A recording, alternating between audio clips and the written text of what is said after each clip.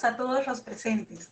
Damos inicio a nuestro ciclo de conferencias virtuales de la Semana del Contador Público 2020, que se llevarán a cabo hasta el día de mañana, viernes 11 de septiembre. Cada conferencia tendrá espacio de 1 hora, siendo los 10 últimos minutos el espacio para esclarecer las preguntas del público asistente. Sin más, damos paso a nuestra primera conferencia con el tema El efecto de los criptoactivos en la contabilidad, con el expositor, el señor Luis Henry Moya Moreno, contador público, magíster en finanzas corporativas, especialista en auditoría internacional, revisoría fiscal y estándares internacionales de información financiera. Con más de 25 años de experiencia en firmas multinacionales de auditoría y consultoría, docente de pregrado y posgrado, está vinculado con la Pontificia Universidad Javeriana en calidad de coordinador de la especialización de contabilidad financiera internacional. Fue miembro del Consejo Técnico de la Contaduría Pública, representante ante el BLENIC y secretario técnico de la Comisión Intersectorial. Actualmente es asesor de la Contaduría General de la Nación en Colombia, docente y conferencista en varias universidades en Colombia. Además, contamos con la presencia del contador público colegiado Jorge de Velasco, quien será el moderador. Contador público colegiado con maestría en tributación y política fiscal en la Universidad de Lima. Presidente del Comité Técnico Nacional Permanente de la Junta de Decanos de Colegios de Contadores Públicos del Perú. Actualmente es presidente de la Comisión Técnica Interamericana de Tributación y Fiscalidad de la Asociación Interamericana de Contabilidad, AIC. Fue miembro del Consejo Normativo de Contabilidad y también es docente de la Universidad Nacional Mayor de San Marcos y consultor tributario. Le cedemos la palabra al señor Jorge de Velasco. ¿Qué tal? Buenas tardes con todos. Un gusto compartir esta semana de celebración del contador público en nuestro país. Y bueno, especialmente agradecerle a Luis Henry por honrarnos con, digamos, con toda esta experiencia que él tiene en Colombia sobre este tema que es relativamente nuevo para nosotros acá en Perú. Bueno, él ha tenido oportunidad de ver la parte inclusive normativa ahí en Colombia, ahora nos explicará un poco. Y yo solamente quiero motivar un poco el tema respecto a los criptoactivos. Muchos pensamos que criptoactivos solamente está referido a las criptomonedas, ¿no? Al Bitcoin, Ethereum u otras monedas, pero no es así. Este concepto va mucho más allá de eso. Entonces, seguramente ahora nos aclararán en qué consiste, si es que tiene algo que ver con los commodities, los tokens, cuáles son digamos, las utilidades que se puede obtener a través del uso de los criptoactivos, ¿no? Es un medio de intercambio, nos sirve para almacenar valor, como si fuese, por ejemplo, el oro.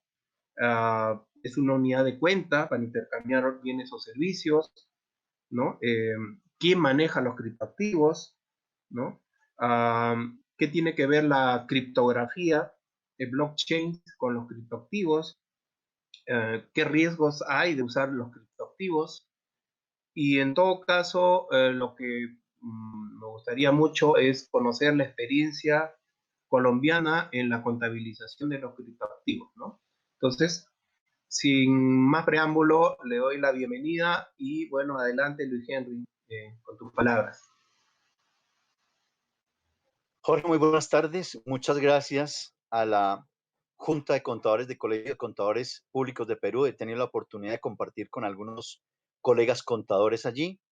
Agradezco, por supuesto, la invitación a compartir estos minuticos, como Jorge lo indica, sobre nuestra experiencia y algunos temas que he preparado.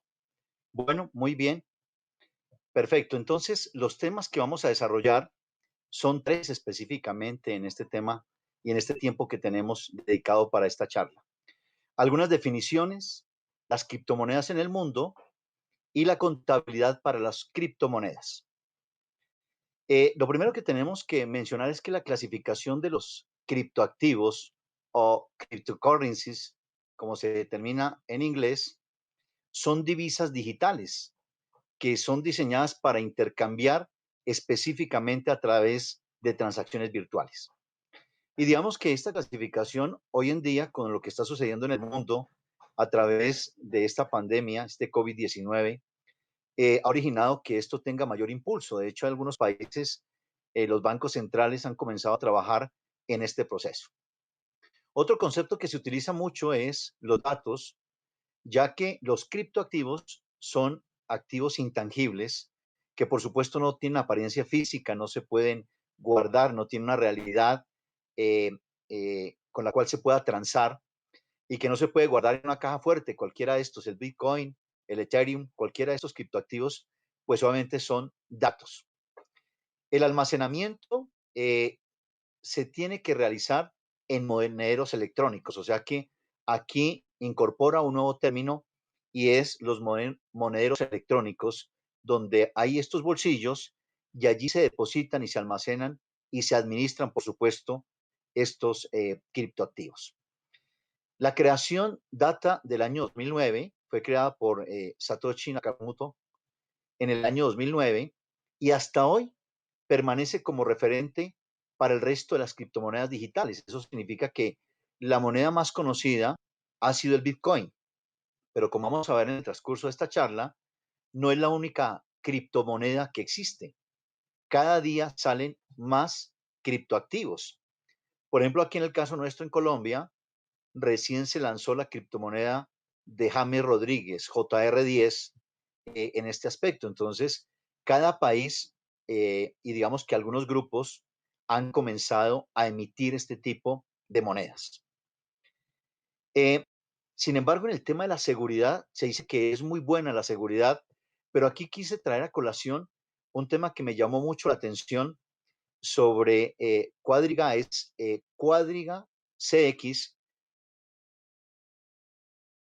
criptomoneda que está en la criptobolsa de Canadá y que su cofundador, Gerald Coughlin, murió y se llevó a la tumba el secreto del acceso a, a esta criptomoneda y ahí quedaron congelados 190 millones de dólares. Entonces, desde ese punto de vista, eh, los conceptos que allí se manejan tienen una alta seguridad. De hecho, en los documentos que consulté antes de esta charla, verificaba qué han hecho y dice la bolsa canadiense que han intentado por todos los medios tratar de desencriptar las claves para poder tener acceso a esos 190 millones de dólares y que además no fue únicamente la criptomoneda, sino que también hay otras monedas, ha sido muy difícil. Lo quería traer a colación porque considera que es un tema de alta seguridad, pero mire que la alta seguridad trae consigo unos riesgos. Y esos riesgos es que quienes invirtieron en esta eh, criptomoneda, pues no van a poder disponer de estos recursos y muy seguramente se generarán pérdidas al respecto. Pero también ha sido blanco de ataques. Eh, sí, recientemente a través de Twitter se hizo una afectación y una de las cuentas que se afectaron fue la cuenta de Bitcoin, donde se establecía un giro gratis de ciertas monedas y se hacía transferencia de bolsillo a bolsillo. Pero también en el tema de educación, hay creado una página que aquí estoy refiriendo, que es Criptonoticias. Esta página, que tiene que ver principalmente con el tema de Bitcoin, habla y digamos que si queremos profundizar un poco sobre este detalle, en esta página hay temas interesantes, está totalmente en español, sobre qué es, por ejemplo, el Bitcoin, qué es el blockchain, qué es la minería de datos, cómo se negocia, cómo hacemos para adquirir estas monedas, cómo se transa, cómo se retira en efectivo. Digamos que allí está todo el ABC del manejo de lo que tiene que ver en el tema operativo de los criptoactivos específicamente con el Bitcoin. Entonces, esta es una nueva realidad que, claro, este tema ya lleva 11 años en el mercado y tal vez ha comenzado a despertar ciertas circunstancias, sobre todo en los países latinoamericanos, las transacciones con este tipo de monedas. Y allí probablemente tenemos un punto de partida y es, no es una moneda y no es una transacción de pago abierta, porque eso significa que si yo voy al supermercado de la esquina a pagar con Bitcoin, probablemente no me lo reciben. o si voy a pagar el metro o el transporte, no me van a recibir el Bitcoin. Entonces, desde ese punto de vista, se genera un nuevo tipo de transacción a nivel mundial sobre las monedas virtuales. Y como anotado anteriormente, este ha sido un tema bien interesante, sobre todo en el tema de la pandemia. Cuando uno ve los bancos latinoamericanos han comenzado a implementar apps donde ya uno no tiene contacto con el dinero de forma física, sino que se hace todo a través de tarjeta de crédito y se hace traslado entre bolsillos. Esos bolsillos ya son digitales, o sea que de alguna manera ya comenzamos a trabajar el tema de moneda virtual. Pero, ¿qué es el blockchain? Esto tiene que ver con el Big Data, que estamos ahora en ese proceso de implementación, pero el blockchain simplemente es una cadena de bloques en una base de datos que es muy segura, donde están varios usuarios. A esos varios usuarios se le denomina nodos, donde tienen la función de verificar las transacciones de principio a fin. Y digamos que el tema del blockchain no solamente se utiliza para el tema del manejo de criptoactivos. Hoy por hoy ya está implementado en algunos países.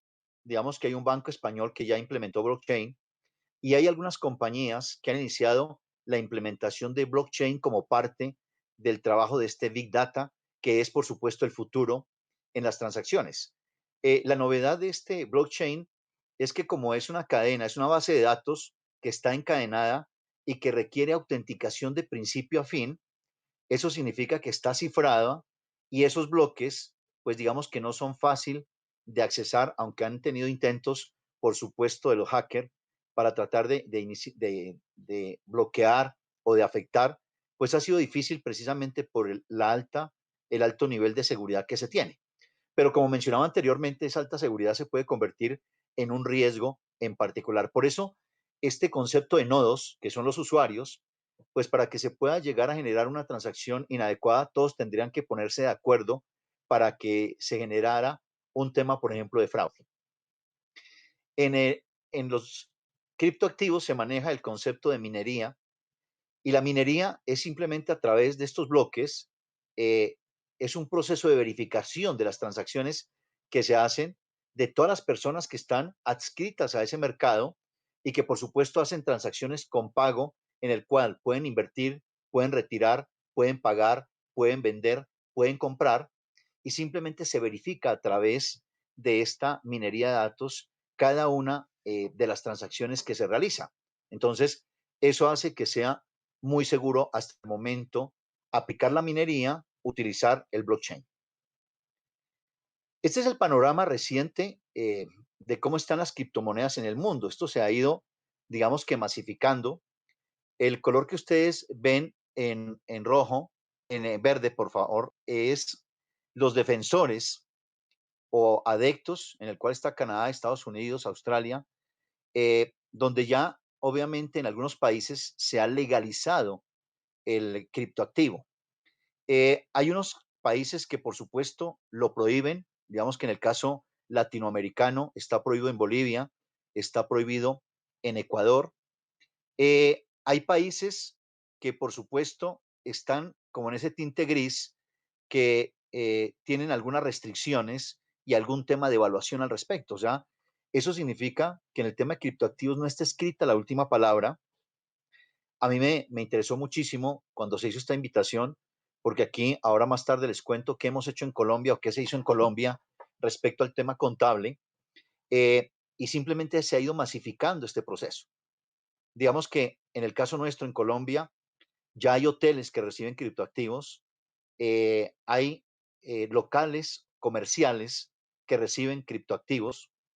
Me encontré recién con un taxi en transporte público que también recibe eh, criptoactivos. O sea, este tema ha ido tomando fuerza que por supuesto si la comunidad contable no le ponemos atención a este punto, pues va a llegar un momento en que se desborde, pero por el otro lado, no vamos a tener los controles y los requerimientos para efectos de la contabilización correspondiente.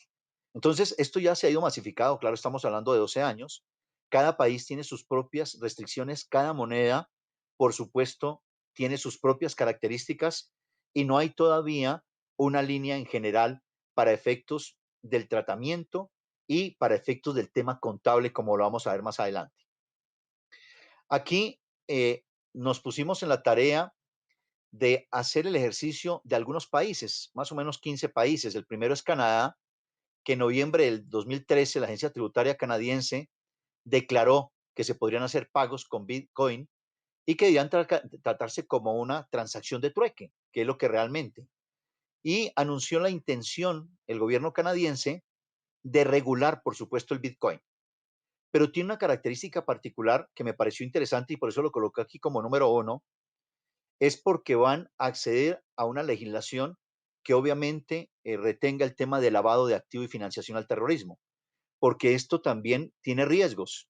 Y los riesgos es, hoy hemos encontrado donde en algunos casos han capturado bases de datos y simplemente para liberarlas han pedido el pago a través de criptomonedas y por supuesto ahí se pierde todo el rastro para efectos de una auditoría forense, por ejemplo. O sea, también tiene grandes riesgos y problemas que pueden originar, por supuesto, este tema de criptoactivos. En Estados Unidos existe la mayor cantidad de usuarios y de cajeros automáticos del Bitcoin y es donde se hace el mayor número de transacciones a nivel mundial. Sin embargo, allí, por la regulación que existe en los estados, hay estados que son más propensos, de acuerdo con la regulación de cada estado, a utilizar los criptoactivos, mientras que en otros estados es menos favorable la utilización de la moneda virtual. En el caso de México, no ha prohibido, de hecho, sacaron una ley en la cual establecen, obviamente, que se siente, obviamente, el Banco Central, se siente el Instituto Mexicano de Contadores Públicos a regular sobre este tema para introducir su propia forma de valorar y su propia cadena de bloques, o sea, su propio blockchain. Estamos nosotros en Colombia, aquí en Colombia, nosotros se decretó que no es ilegal, pero tampoco legal. Y en este caso en particular, en Colombia tenemos el Banco Central, que es el Banco de la República, y tenemos los elementos de inspección, que en este caso es la Superintendencia Financiera de Colombia. El Consejo Técnico de la Contaduría también se pronunció. ¿Y qué se dijo? Que en Colombia no es una moneda de circulación. De hecho, el Banco de la República lo ha catalogado que no es una criptomoneda, sino un criptoactivo. No se le da la connotación de criptomoneda porque no es una moneda de circulación. Aquí en el caso nuestro es el peso colombiano y por supuesto quien emite los billetes es el Banco de la República, que tiene por supuesto el soporte. Y esa es también una de las desventajas que tiene las monedas virtuales. Y cuando hablamos de los criptoactivos, es que no tienen un soporte y un respaldo del emisor. Ese es uno de los grandes problemas que, por supuesto, se han comenzado a mejorar. Por ejemplo, en el caso de Google, con el tema de la Libra, que obviamente tiene soporte por parte de los socios. En el caso de Venezuela está el Petro, que se supone que está soportado en reservas de petróleo. Y hay algunos países que ya le han comenzado a dar soporte, pero la mayoría de monedas, como son emisiones privadas, no tienen un soporte del emisor. Entonces, digamos que eso también lo hace, digamos que frágil ante una caída o una desaparición porque no hay quien responda. En el caso nuestro en Colombia, la superintendencia ha sacado varios comunicados, el Banco de la República también, y dice, miren, estamos avisando que esta moneda no es oficial. No estamos diciendo que no se permita. Usted puede transar, pero bajo su responsabilidad. ¿Qué significa esto? Que si el día de mañana alguno de estos criptoactivos desaparece, como el caso que planteaba al inicio de esta charla con Canadá, eso significa que ninguna institución en Colombia le va a responder. Ninguna institución en Colombia le va a responder, porque no hay un soporte. La Superintendencia Financiera aquí en Colombia también dijo, señores, nosotros no la prohibimos, pero supuesto, aquí no hay respaldo, eso significa que hay un riesgo, y si usted invierte es bajo su propio riesgo, y el gobierno colombiano no tendrá responsabilidad alguna. Eso es lo que tenemos en este momento. Ahorita hablo un poquito de la contabilización. El gobierno brasileño ha declarado que el Bitcoin no es una moneda, sino un activo, y que por lo tanto está sujeto al impuesto a las ganancias, y allí este es uno de los primeros países latinoamericanos que le ha incorporado el 15% por encima del umbral para efectos de las ganancias de capital. O sea que esto ya también tiene otro tinte, y es cuál es el tratamiento desde el punto de vista fiscal. Aquí muy seguramente hablaremos del tema contable, y el tema fiscal sería otro tema para verlo más adelante. En el caso de Bolivia, el gobierno boliviano ha prohibido el uso del Bitcoin. Eso significa que allí ellos consideran que esto hay una evasión de impuestos, y por supuesto genera una inestabilidad de la moneda, razón por la cual no está permitido. En Argentina, los Bitcoin no son moneda legal en estricto sentido, pero ya que no son emitidos por el respaldo del gobierno, sin embargo, ellos consideran que no es de curso legal en el país, pero cuando uno habla con algunos colegas argentinos, dice, bueno, como todo, hay un mercado subterráneo donde, por supuesto, se hacen transacciones eh, en criptomonedas. Pero aquí, parecido a lo del gobierno colombiano, el gobierno argentino establece que no son de curso legal. En Chile, el primer intercambio de Bitcoin en Chile, donde los ciudadanos pueden comprar Bitcoins con pesos, esto se lanzó en el año 2015 y fue con parte de la financiación del gobierno chileno. O sea que allí, al parecer, en Chile hay un respaldo del gobierno chileno en el tema de los Bitcoins. En el Reino Unido, el Banco de Inglaterra, él supervisa la tecnología de los Bitcoin, y, por supuesto, sigue de cerca cuáles son esos clasificadores privados que son los que emiten, y está generando un tema de impuesto a las ventas allí cuando hay un tema de movimiento, impuestos sobre las ventas sobre ese movimiento de ganancia de capital. En Francia, el gobierno francés ha mostrado cierto interés en la tecnología, pero según los expertos allí, no han lanzado iniciativas importantes en este campo, o sea que el gobierno ha estado pausado en este proceso. En España, este país casi que es un país en el cual está presionando al gobierno para que se presente un tema de reglamentación de las criptomonedas. Y ellos han mencionado en primera instancia que están exentas de impuestos, pero sin embargo allí hay calles enteras donde se comercializan temas de criptomonedas, y algunas de estas empresas españolas, bancos específicos como el BBVA y Bankinter, invierten en empresas de Bitcoin. Entonces, por eso es que están haciendo presión al gobierno para que estas compañías grandes que están apoyando el tema de la emisión, pues obviamente tengan un respaldo institucional del gobierno.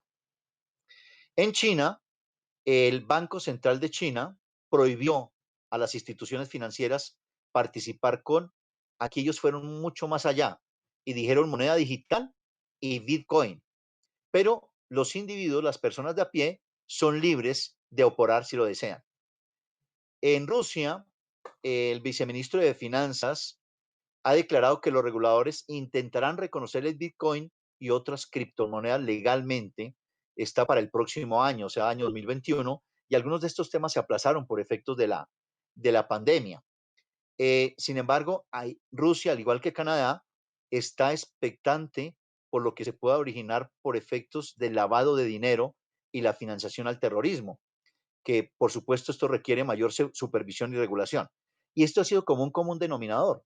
Todos los países han estado atentos a efectuar regulación respecto al tema de lavado de activos. A veces el problema ni siquiera es un tema de orden contable, sino es de orden legal. Vamos a ver que probablemente la contabilidad es muy sencilla. En Japón, eliminó el impuesto al consumo sobre las operaciones de Bitcoin, y en abril del 2017 estableció este requerimiento y declaró que el Bitcoin es una moneda de curso legal en Japón. Eso significa que Japón fue los primeros países en legalizar las criptomonedas desde el gobierno, pero también el primer país de regularizar el tema contable. Y ya vamos a hablar un poquito más adelante de ello. Y finalmente tenemos a Australia, que al eliminar las políticas de doble imposición, entre comillas, el gobierno legalizó el Bitcoin y dijo que se puede utilizar como dinero para efectos de pagos y demás.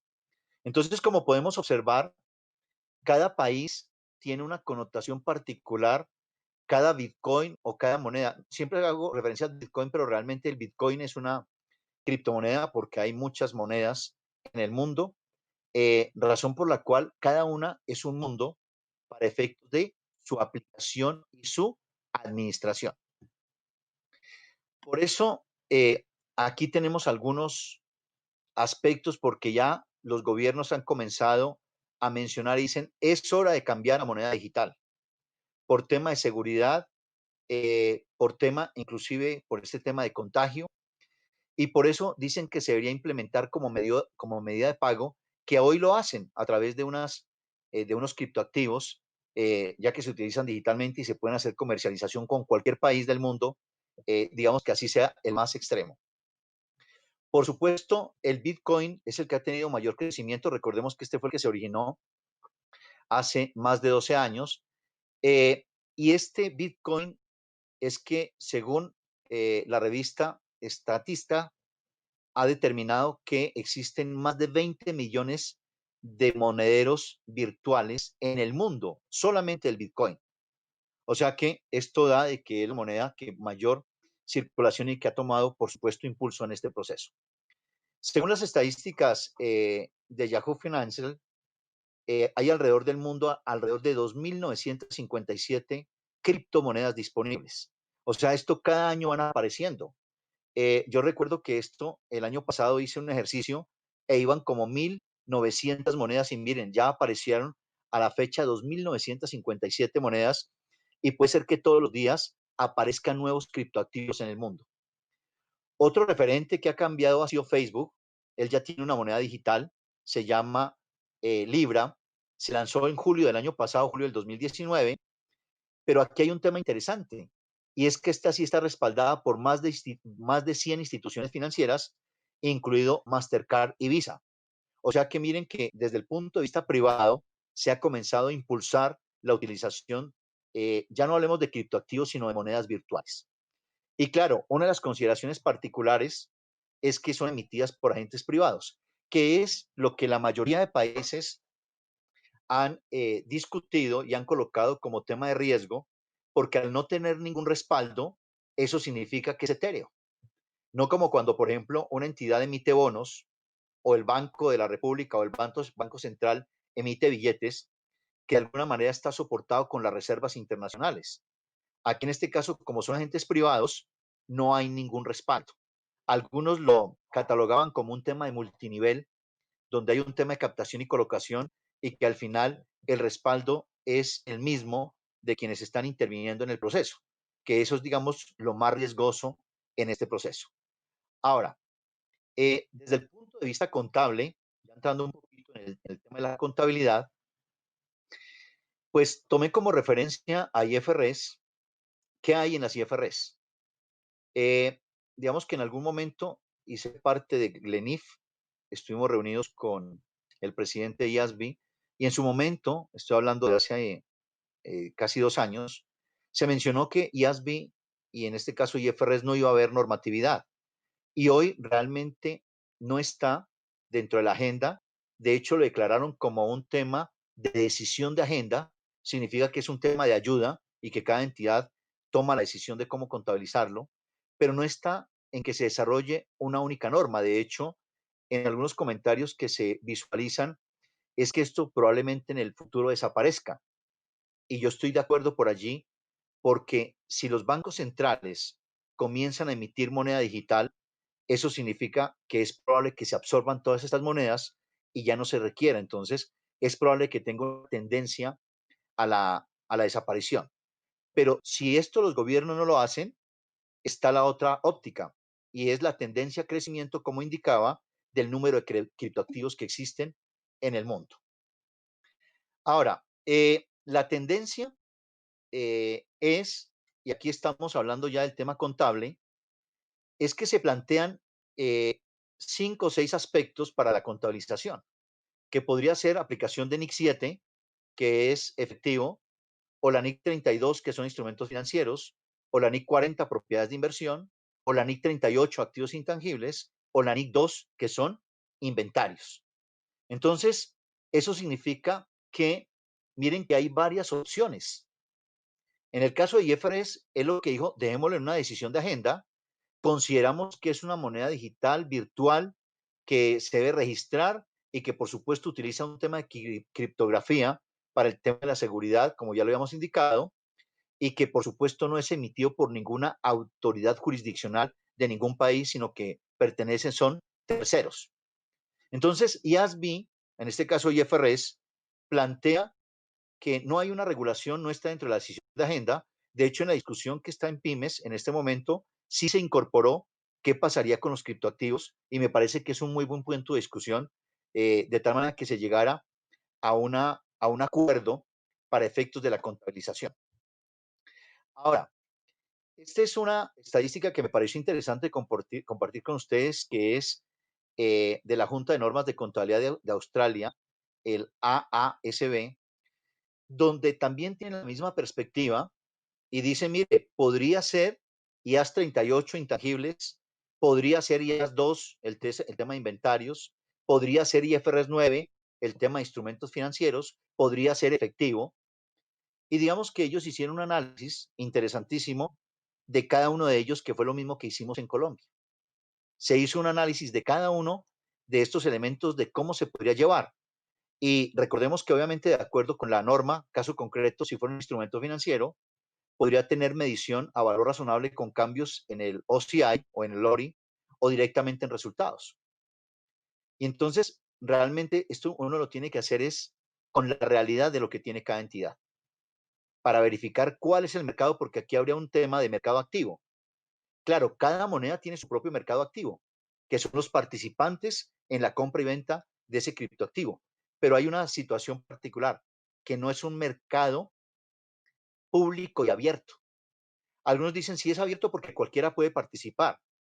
Sí, pero yo puedo utilizar esa moneda siempre y cuando esté dentro de ese grupo, en ese universo, de lo contrario no puedo participar.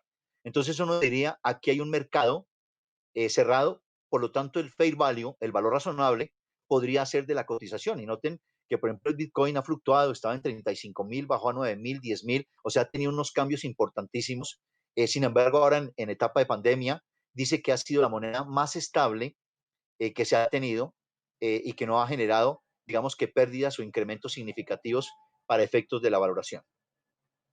Entonces, lo primero que uno tendría que decir ¿es efectivo o es equivalente al efectivo?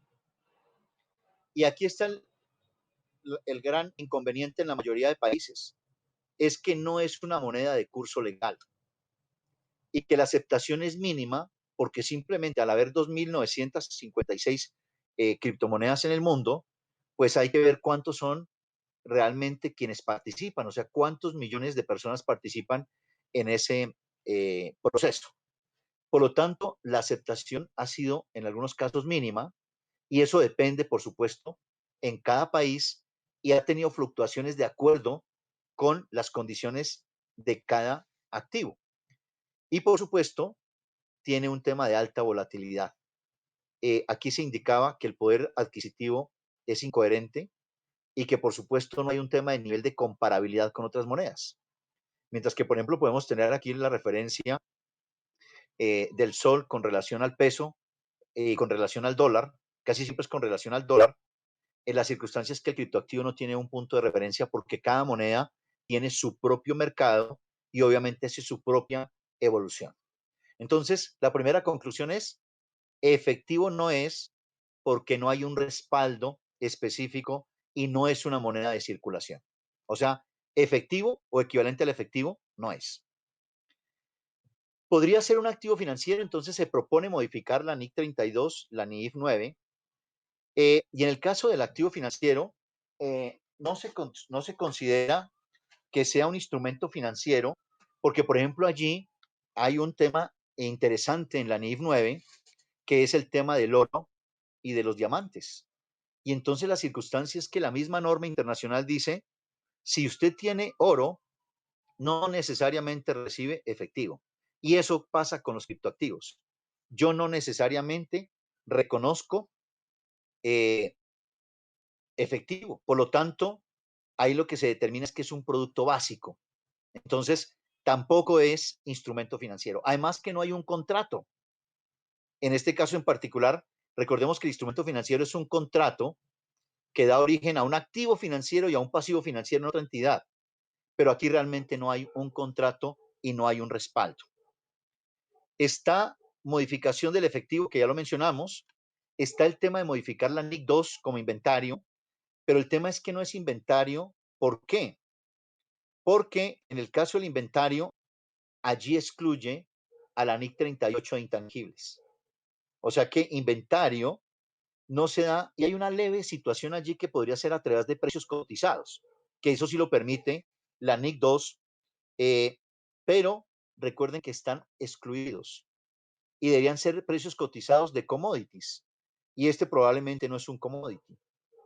Entonces, uno diría, en este análisis preliminar, tampoco es NIC 2, pero se podría modificar. La NIC 38 casa un poco más porque dice que es un activo sin apariencia física, que es lo que tiene el criptoactivo. Sin embargo, hay un tema en particular. Es que la NIC 38 permite modelo del costo y modelo de revaluación.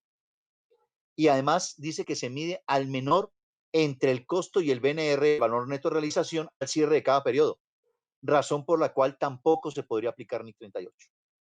Entonces, de esos planteamientos que ha hecho la Junta de Contadores Europea, la que ha hecho IASB y la que han hecho otros países, es que realmente las normas internacionales no están acondicionadas para registrar los criptoactivos o las criptomonedas. Entonces, ¿qué queda? Desarrollar una nueva NIF. Eso es lo que queda, que se plantea al IASB desarrollar una NIF. Pero entonces, mientras tanto, ¿qué hacemos? Eso significa que mientras tanto tenemos que convivir con ello, pero hay una solución. Y la solución está en la NIC 8 o en la sección 10 de NIF para pymes, que es algo que se denomina jerarquía normativa. Y simplemente al recordar la jerarquía normativa, ¿qué es?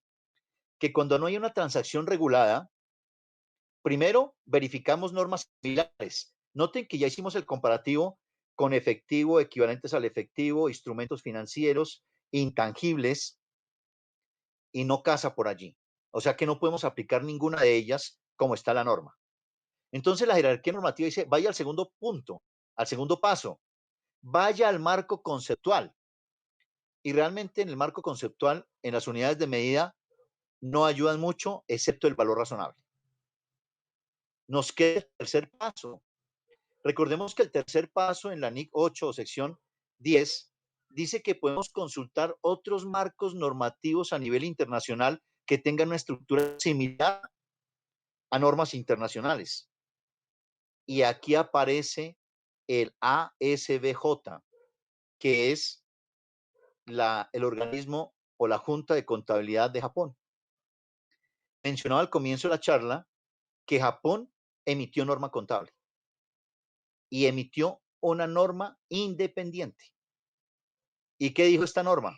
Sencillo, créese un nuevo activo que se llama criptoactivo, criptomoneda. Valórese a valor razonable, con cambios en resultados, no con cambios en el ORI. No se puede llevar al ORI, se tiene que llevar a resultados. Entonces, si ustedes observan, por eso mencioné al comienzo de esta charla, la contabilidad es lo de menos. Y si ustedes me preguntan, esa fue la decisión en Colombia. En Colombia se emitió una orientación por parte del Consejo Técnico de la Contaduría, donde en su momento, siendo parte integral de este cuerpo, se indicó que el criptoactivo es una nueva moneda en la cual no hay respaldo del gobierno, que es un tema de riesgo, que solamente el riesgo es directamente de quien lo adquiere y que en este caso en particular se debería valorar a valor razonable de acuerdo con las condiciones de ese mercado interno que tiene, porque al final cada criptoactivo genera un tema de valor para cuando se haga el retiro, que esa es otra situación. No todos los criptoactivos se pueden retirar en efectivo, sino que sirven específicamente es para pagos a través de canales virtuales o para efectos de inversión. Entonces, cada criptoactivo también tiene sus propias condiciones y sus propias particularidades en este desarrollo. Entonces, en Colombia lo que dijimos es, señores, contabilícelo como un activo separado, activo corriente, porque en cualquier momento se puede realizar. Y lo valora a valor razonable. Y entonces, si pierde, resultados, pérdidas. Si gana, ingresos. Y muy seguramente en el caso de nuestra legislación tiene que pagar impuesto a la renta y todo lo demás. Que por supuesto aquí todavía no se ha reglamentado qué va a pasar con los impuestos, pero digamos que se asimila a un rendimiento efectivo en el cual debería pagar por supuesto los impuestos. Entonces, ahí tenemos una particularidad y es que cada país va a tener que hacer su propio ejercicio. Muy seguramente vamos a llegar en algún momento a coincidir que efectivamente es una nueva NIF que tendría que desarrollar IASB, que es lo que se le está pidiendo ahora en la revisión de las NIF para pymes, que me parece que es necesario. Ahora, tenemos dos problemas, pero muy seguramente desde nuestros tiempos pasados se hacía trueque y este es un mecanismo de trueque. Lo que sucede es que no hay un respaldo específico por el emisor. Ese es el gran problema. Pero como indicaba, esto ha ido en progreso. Miren que en el caso de Facebook ya hay respaldo. Al existir respaldo, significa que su método de medición es valor razonable. Miren lo que sucede en España, en Australia, Reino Unido, que hacen valer como moneda de circulación. Entonces, eso significa que en el caso latinoamericano, cada compañía tendrá que hacer su evaluación propia y determinar su política contable, por supuesto, siempre y cuando no vaya en contra del marco normal o que la legislación en cada país, como sucedió en Bolivia, que Bolivia dijo, no, es ilegal. Ahí ya hay un tema de requerimiento normativo en el cual, por supuesto, se tiene que tener en consideración para efectos de la contabilidad. Ahora, cuando uno hace este tipo de análisis, aquí hablé de manera genérica, pero realmente cada entidad tiene que hacerlo. Ahora, noten que estoy solamente abordando una partecita de los criptoactivos y es que quienes invierten, pero tenemos otro problema. ¿Qué pasa con la contabilidad del que emite? Porque son los mineros allí. O sea, las 2.957 monedas, que algunas de esas son empresas creadas. Noten que, por ejemplo, en España, el BBVA y otro banco ya han invertido en estas empresas que se han dedicado a emitir criptoactivos. Entonces, ¿qué pasa si en su país una compañía hace todo el proceso y dice, voy a emitir criptoactivos? ¿Cuál sería el tema contable? Eso significa que el tema contable, igual, en la medida en que haya emisión, habrá un activo y habrá un pasivo, de forma simultánea. ¿Cómo le llamaría? El activo sería un nuevo tipo de activo que sería criptoactivo. Y el pasivo sería la emisión de ese criptoactivo, que el problema que tiene allí es el respaldo, excepto el que hemos mencionado del caso de Facebook, el caso del Petro en España, en Venezuela, perdón, sobre que sí hay un tema de respaldo. Ahora, o sea que aquí no estamos abordando la contabilidad del emisor, pero yo diría, en términos generales, va a ser sencilla, activo y pasivo, porque está captando y obviamente le está debiendo a ese tercero.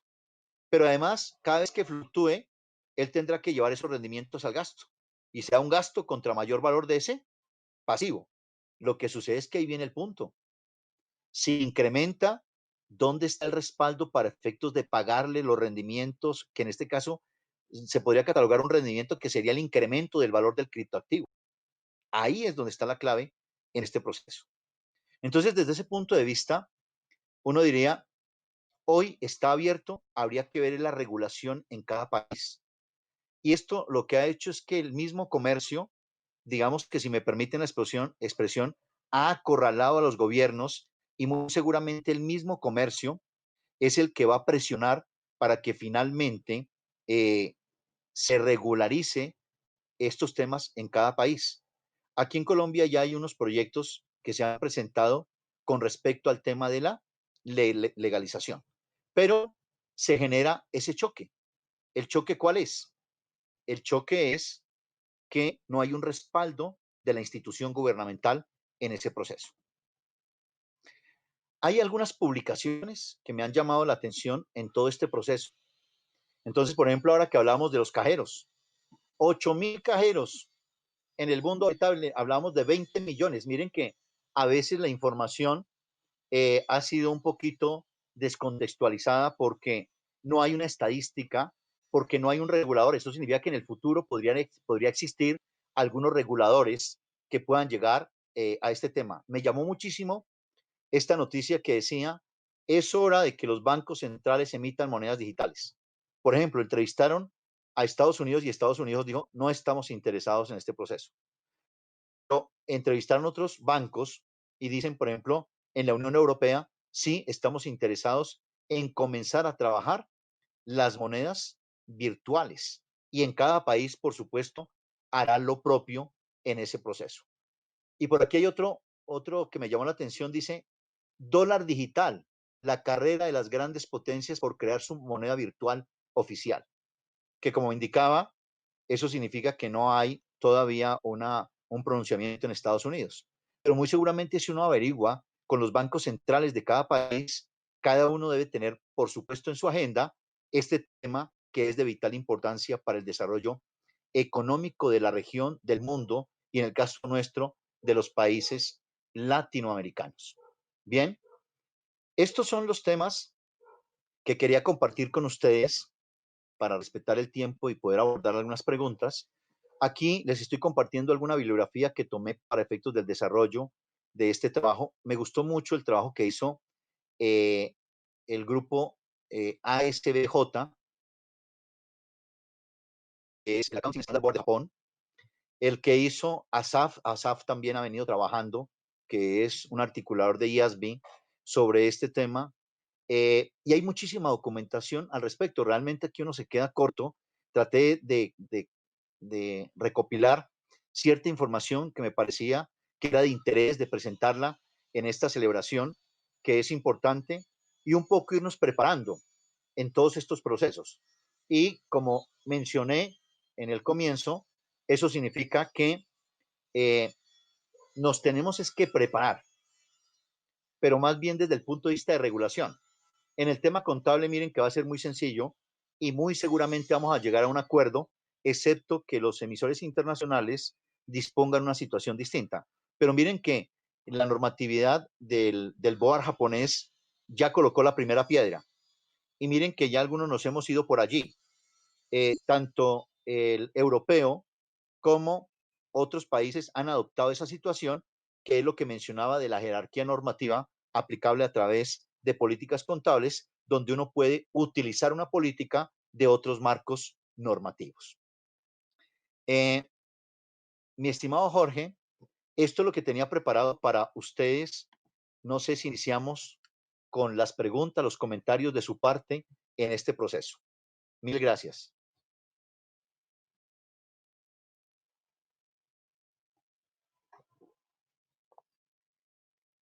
No le estoy escuchando,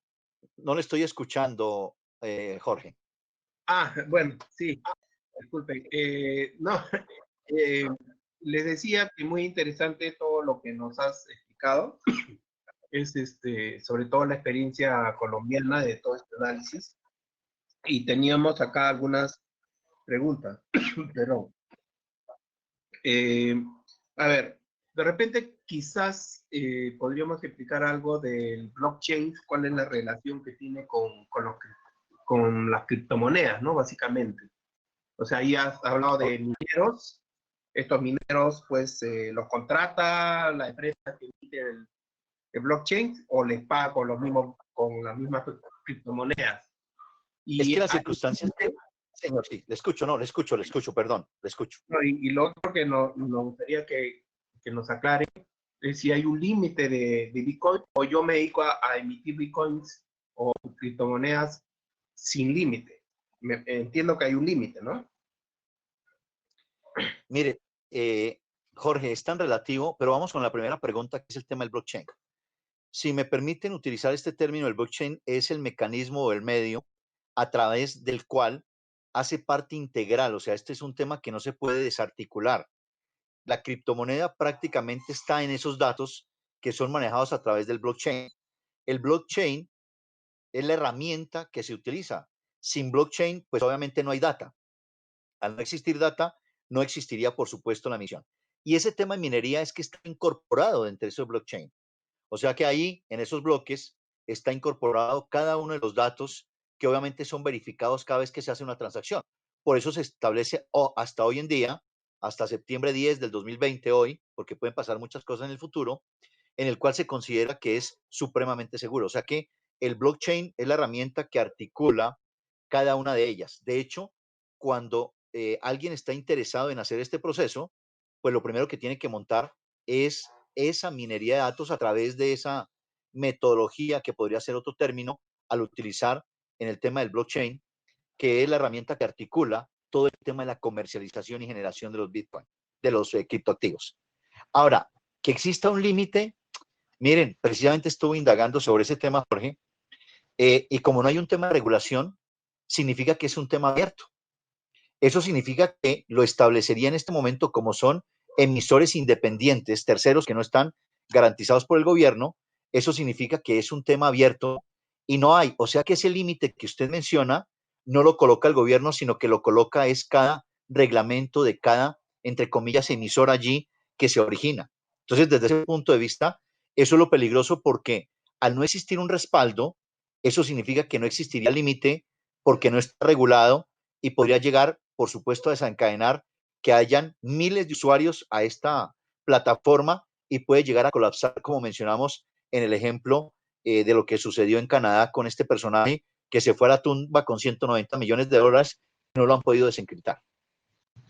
Claro, hay un peligro enorme, ¿no? Uno que maneja todo el sistema, el que creó el sistema, pues, bueno, fallezca o de repente tenga otras intenciones, y entonces va a perjudicar mucho a los que han hecho uso de esta criptomoneda, ¿no? Y el otro peligro es que, pues, comience a, digamos, emitir más cantidad, ¿no? En teoría es un algoritmo conocido que se lanza, digamos, al mundo, y justamente el blockchain lo que hace es seguir digamos, ese algoritmo, ¿no? Entonces, en teoría hay un límite, pero claro, nadie nos asegura que por ahí tenga una trampita y que esto pueda ser mucho mayor, ¿no? Ahora, lo que es interesante es que ya hay varios países que están proponiendo, digamos, realizar a través de sus bancos centrales el lanzamiento de criptomonedas, ¿no? Y sobre todo China, ¿no? China ahorita está en una especie de guerra con Estados Unidos, guerra comercial. Guerra comercial, así es. Claro, entonces si sabemos, la moneda que domina el comercio internacional es el dólar. Y entonces China está haciendo esfuerzos junto con Rusia para independizar un poco las transacciones internacionales. Entonces, eso también lo quieren llevar al tema de criptomonedas, ¿no? Entonces, también hay un tema por ahí de guerra fría. Potencia, Podría haber ¿no? guerra fría en este tema, sí, señor. Así Claro, es. claro que sí.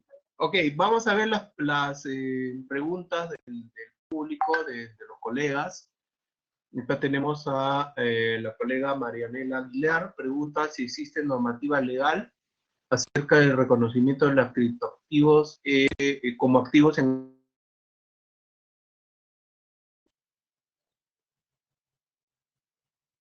Sí que hay alguna normativa legal. No sé si me escuchó. No, se entrecortó, mi estimado Jorge. Si quiere volverlo a repetir, por favor. Ok, la colega Marianela Aguilar pregunta si existe alguna normativa legal acerca del reconocimiento de las criptomonedas como activos en América Latina. Ok, bien, como indiqué en la presentación, los que más han avanzado ha sido México, en este caso en particular, que ya existe una ley que obviamente reconoce que hay un tema de criptoactivos, pero no han determinado que sea activo porque esa función se la dio al Banco Central y al Instituto Mexicano. Entonces, no hay. En el caso nuestro, digamos que sí lo reconocimos como activos, pero igual, desde el punto de vista contable, más no desde el punto de vista legal. Entonces, digamos que en mi indagación preliminar no hay todavía un tema legal en los países latinoamericanos para que sea un tema de reconocimiento legal como activo, el criptoactivo. Ok, gracias por la respuesta. Otra pregunta del colega Boris Hurtado. Dice, es un mercado no regulado y tampoco es tangible. ¿Cómo mitigar los riesgos? Bien, sí, totalmente de acuerdo, no, no es tangible, es todo lo contrario, un intangible. Y yo diría, ese es un tema que igual, esto es de cada persona, porque algunos somos dados a tener cierta seguridad y dice, yo prefiero invertir en algo seguro con un respaldo, ya sea de una institución financiera o del gobierno, y no en un mercado independiente. Entonces, eso significa que el mitigar los riesgos estaría en la decisión de cada uno de nosotros como ciudadanos, en cada una de las empresas que tome la decisión para decir, invierto. Esto es como todo. Si yo quiero mayor rentabilidad, significa que hay mayor riesgo. Entonces, puede ser que yo invierta, pero la situación es que realmente cómo mitigar los riesgos, no hay una fórmula clara al respecto, porque uno diría, lo que se determinaría una salvaguarda, ¿no? Esa salvaguarda es, ¿cómo mitigo los riesgos? No invierta. Esa sería la más adecuada en este caso en particular. Exactamente. Entonces, cada entidad y cada personaje tendría que hacer su propia valoración. Y yo lo que diría es atender las condiciones que hoy están.